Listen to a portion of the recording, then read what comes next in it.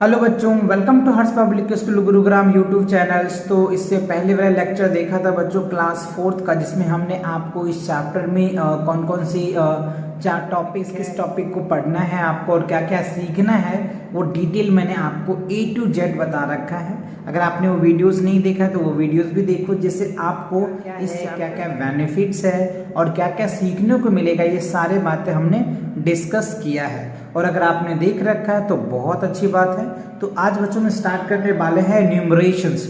न्यूमरेशंस क्या होता है ये आपको समझना बहुत जरूरी है। तो पहले मैं आपको इनके कॉन्सेप्ट को समझाऊंगा, फिर इनके बाद जो एक्सरसाइज है वो एक्सरसाइज मैं आपको करवाऊंगा।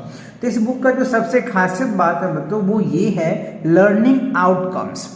मतलब आपको इस चैप्टर को पढ़ने से पहले आपको बता दिया जाता है कि आप इस चैप्टर में क्या क्या सीखने वाले हैं या क्या क्या आप सीख जाएंगे, right. So here after studying this chapter, है ना, कह रहे इस चैप्टर को पढ़ने के बाद you will be able to, आप इस चीज के लिए एबल हो जाएंगे। पहला क्या, read and right 5 digit numbers आप लिखना और पढ़ना सीख जाएंगे। 6 डिजिट के भी नंबर लिखना और पढ़ना सीख जाएंगे। Learn about periods in the numbers. अच्छा, जैसे क्या होता है बच्चों, पीरियड्स होता है, वंस पीरियड होता है, टेंस होता है, 100 होता है, थाउजेंड्स होता है, 10,000 होता है, तो ये आप समझ जाएंगे। प्लेस वैल्यू समझ जाएंगे। फीस वैल्यू क्या होता है ये आप समझ जाएंगे। एक्सपेंडेड फॉर्म भी आप समझ जाएंगे। प्रेडिशर्स एंड सक्सेसर भी आप समझ जाएंगे इस चैप्टर जब कंप्लीट पढ़ लेंगे तो।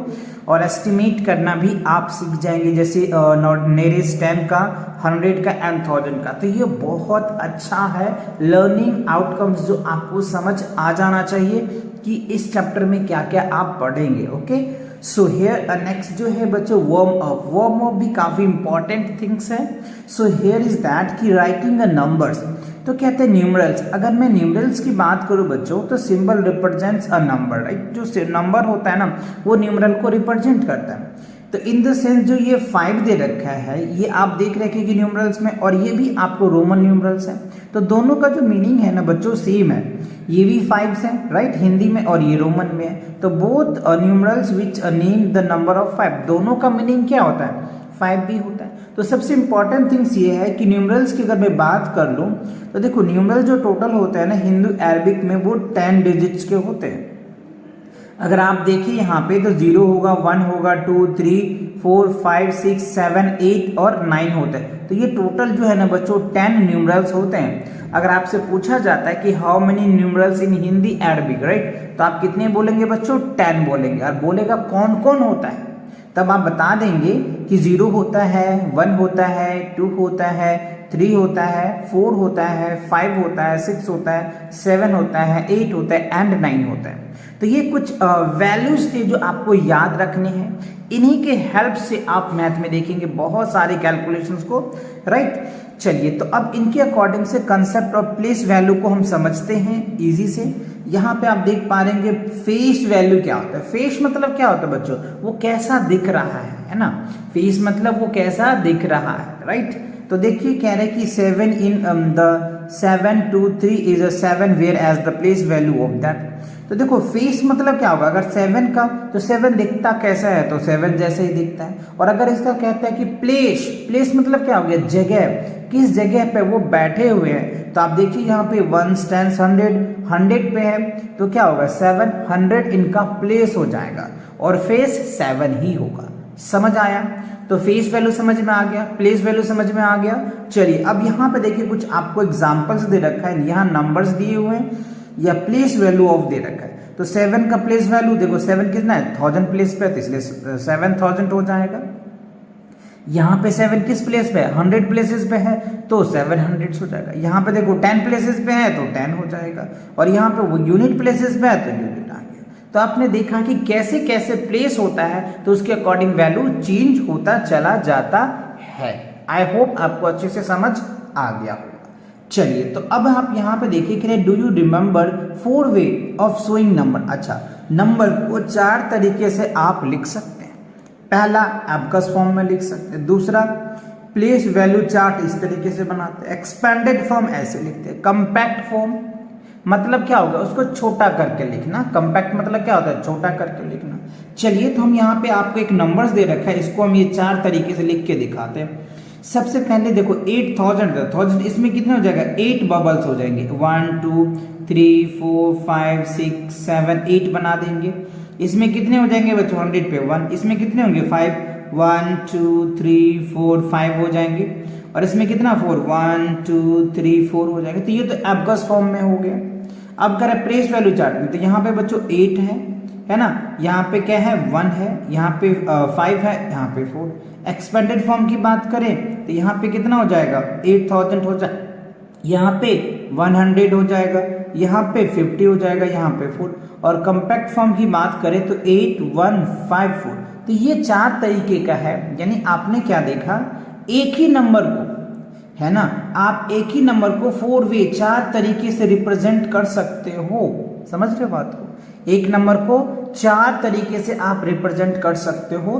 फर्स्ट इज एबकस फॉर्म में, second is place value chart form में, थर्ड इज एक्सपैंडेड फॉर्म में, और फोर्थ इज कंपैक्ट फॉर्म में। तो आई होप आपको ये चारों फॉर्म अच्छे से समझ में आ गया कि एबकस फॉर्म्स क्या होता है, प्लेस वैल्यू चार्ट क्या होता है, एक्सपैंडेड फॉर्म क्या होता है, कंपैक्ट फॉर्म क्या होता है। तो ये सभी आपको अच्छे से समझ आ गया। चलिए अब इनके बेस पे देखते हैं कि आपको एक्सरसाइज में कैसे क्वेश्चंस आपसे पूछे जा रहे हैं और आपको कैसे। प्रैक्टिस 1A, अभी मैंने आपको कॉन्सेप्ट अच्छे से, सभी कॉन्सेप्ट आपको समझ आ गया होगा। तो अब इन्हीं के बेस पे आपको एक्सरसाइज दिया है। देखिए कह रहे हैं right the place value of 5 in each of the following, मतलब इस चारों में से 5 का प्लेस वैल्यू लिखना है आपको। तो आपको देखना है कि 5 किस प्लेस पे है। तो इस ए में देखो यूनिट प्लेसेस में है, तो यहाँ पे क्या हो जाएगा 5 हो जाएगा। और मैं बी की बात करूँ तो 100 प्लेसेस पे है, तो ये क्या होगा 500 हो जाएगा।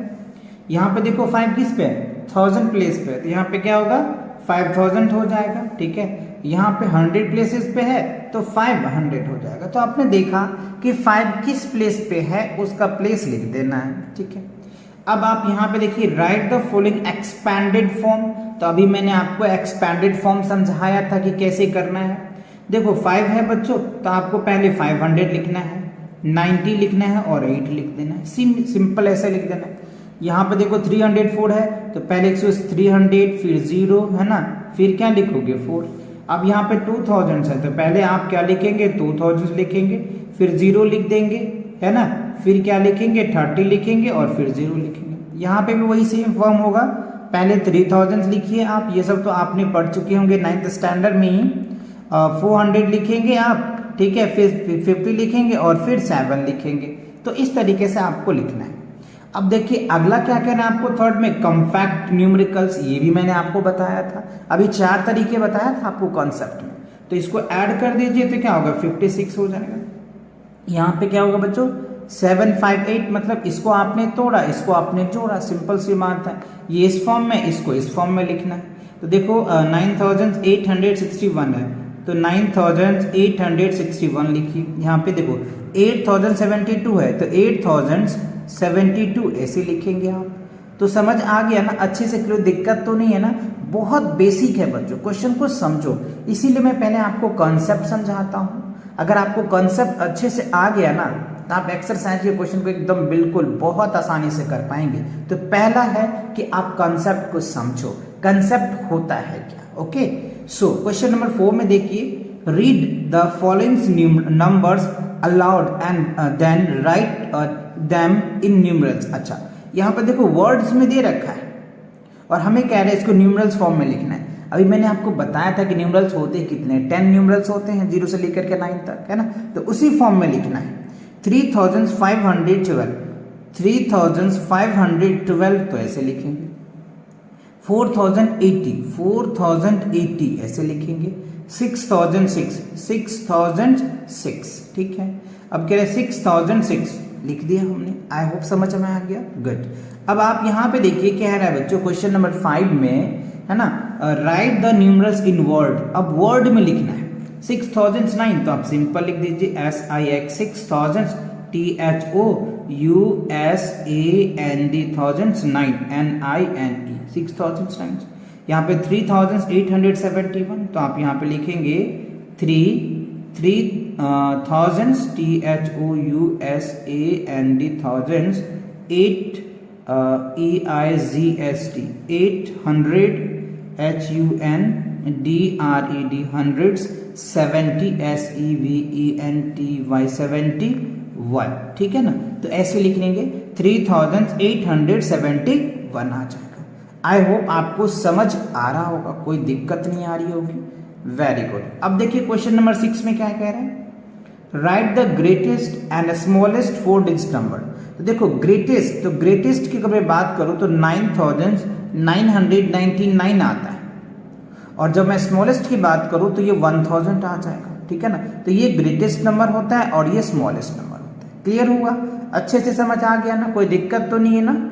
Very good. अगर कोई दिक्कत आता है या समझ नहीं आ रहा है तो आप कमेंट करके हमें बता सकते हैं कि सर ये क्वेश्चन समझ नहीं आ रहा है ना। वैसे भी आपको बच्चों ऐसा हो ही नहीं सकता कि आपको समझ ना आए, क्योंकि मैं डिटेल्स कंसेप्ट के साथ बता रहा हूँ आपको, हर एक क्वेश्चन सॉल्व करके दिखा रहा हूँ, है ना। चलिए अब देखिए क्वेश्चन नंबर 7 में कह रहा है fill in the blanks with the correct sign. अच्छा देखो ग्रेटर देन, लेस देन और इक्वल टू का सिंबल है। तो देखो 3632 3632 दोनों है, तो यहाँ पे इक्वल का सिंबल आ जाएगा।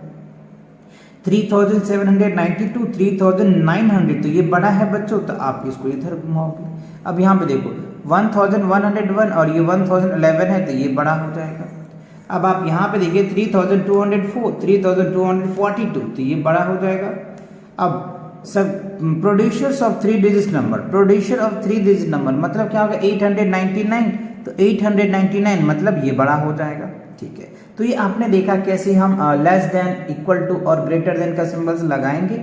अब आपको क्या कह रहा है यहाँ पे क्वेश्चन नंबर 8 में, राइट, क्वेश्चन नंबर 8 में क्या कह रहा है, from the largest and smallest number using each of the given digit. अच्छा ये जो गिवन डिजिट दे रखा है ना, इससे स्मॉलेस्ट नंबर और लार्जेस्ट नंबर बनाना है।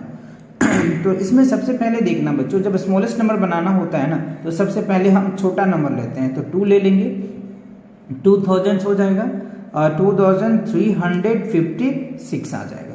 और अगर लार्जेस्ट बनाना है तो 6523 आ जाएगा, 32 आएगा बच्चों, सॉरी 32 आ जाएगा, ऐसे लिखेंगे।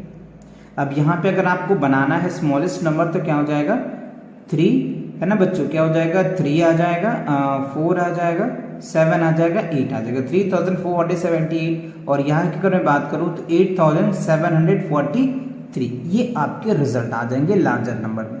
तो हमें क्या करना होता है, इस तरह में इसको डिसेंडिंग में अरेंज कर देना होता है, इसको असेंडिंग में अरेंज कर देना होता है, एक्सेप्शन विद 0, है ना। यहाँ पे भी सेम किया हमने। अब देखो अगला क्वेश्चन जो है क्वेश्चन नंबर 9 में बच्चों, ये बहुत बेसिक है, ये right the following in ascending order. तो असेंडिंग ऑर्डर क्या होता है बच्चों, ये आपको लिख लीजिए, क्या होता है बच्चों, बिग स्मॉल टू बिग होता है, क्या होता है S to B लिख दीजिए, है ना, स्मॉल टू बिग होता है। तो इसमें सबसे छोटा कौन है वो आपको लिखने हैं। देखो 3600 इतना है, 2000 है, 1000 है, सबसे छोटा क्या हो गया, पहला ये आ जाएगा बच्चों, ठीक है। उसके बाद क्या आ जाएगा 1000 वाला आ जाएगा, फिर 2000 आ जाएगा, 3 नंबर इसको डाल दीजिए, फिर 4 ये आ जाएगा, और 5th में ये आ जाएगा। तो आप नंबरिंग यहाँ पे लिख देना, है ना, पहले 1, पहले ये लिखना, फिर ये लिखना, फिर ये लिखना, फिर ये और फिर ये, इसी इजी तरीके से आप लिख देंगे। मैंने नंबर डाल दिया, आप यहाँ पे लिख लेना, ठीक है ना। चलिए अब क्वेश्चन नंबर 10 को देख लेते हैं। क्वेश्चन नंबर 10 में देखो क्या रहा है, right the following number in descending order. तो डिसेंडिंग ऑर्डर क्या होता है बच्चों, बिग टू स्मॉल होता है। क्या होता है, बिग टू स्मॉल, जस्ट उल्टा। तो यहाँ सबसे पहले बड़ा होगा, फिर उसके बाद उससे छोटा होगा, एंड सो ऑन। तो मैं नंबर लिखते चलता हूँ, आप देख लेना। पहले नंबर में बच्चों आप ये लिखेंगे, ठीक है, सॉरी बच्चों ये दूसरे नंबर में आएगा। पहला नंबर में ये आ जाएगा 8000, ठीक है ना, दूसरे नंबर में 6000, फिर आ जाएगा बच्चों 3rd नंबर में ये लिखना, 4th नंबर में ये लिखना, और 5th नंबर में ये लिखना। तो नंबर की समझ में आ गया, पहले ये लिखना है, फिर ये लिखना है, फिर ये लिखना है ना, फिर ये लिखना है, फिर ये लिखना है। तो इस तरीके से आप इसको अरेंज कर देंगे। तो ये आपको एक्सरसाइज जो सेल्फ प्रैक्टिस है 1 ये अच्छे से समझ में आ गया होगा, है ना। तो मिलेंगे नए कंसेप्ट के साथ और नए एक्सरसाइज के साथ बहुत जल्दी। तब तक बच्चों अगर आप चैनल पे नए हो तो चैनल को सब्सक्राइब कर लो और अपने दोस्तों के साथ भेजो, और उनको भी बोलो सब्सक्राइब करके कंटिन्यू वीडियोज़ को देखें, जिससे कि वो भी मैथ का एक्सपर्ट बन सके, राइट। इस चैनल पे बच्चों कंप्लीट आपको फर्स्ट से लेकर के 5th तक के मैथ्स के कंप्लीट वीडियोस मिल जाएगा और साइंस के भी वीडियोस बहुत जल्दी मैं आप लोगों के लिए अपलोड करूंगा, ईवीएस का भी अपलोड करूंगा। ओके, तो चलिए मिलते हैं नए वीडियो के साथ बहुत जल्दी, तब तक पढ़ाई करते रहे। All the very best.